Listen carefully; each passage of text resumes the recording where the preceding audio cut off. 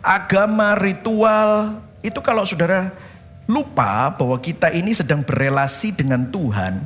Tadi saya senang sekali dengan katekismus yang dibilang bahwa kenapa kok Yesus waktu ngajar sama kita untuk berelasi dengan Tuhan di surga itu dia panggilnya apa?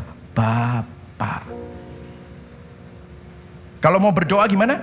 Bapa yang di surga, Bapa di surga. Kenapa? Karena ini relasi.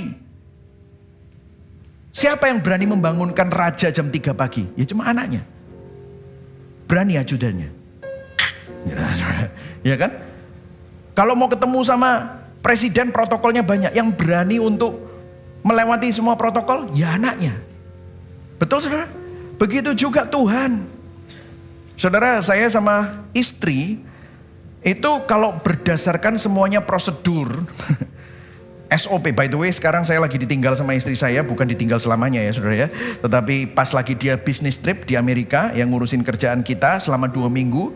Jadi semingguan ini saya enggak ada istri. Saya melakukan tugas saya sebagai papa di rumah itu ya. Semuanya sendirian gitu ya.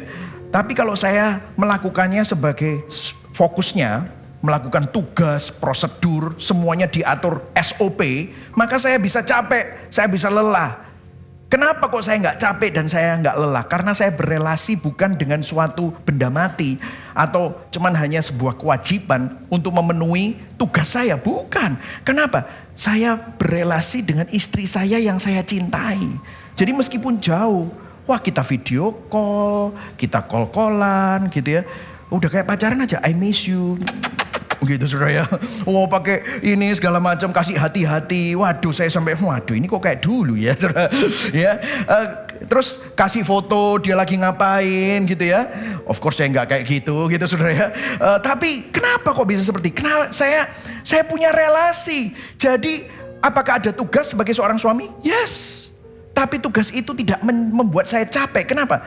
Karena saya cinta sama orangnya. Saya rela melakukannya. Karena apa? Saya berelasi dengan pribadinya. Nah kalau saudara di dalam kehidupan kekristenan saudara, ya aku harus baca Alkitab, gak baca Alkitab kok berkati di-cut. Ya apa ya misalnya. Kalau misalnya saudara melakukan hal seperti itu, ya kalau misalnya aku gak CG nanti aku gak dapat hikmat, nanti aku apa. Akhirnya apa? Saudara akan capek.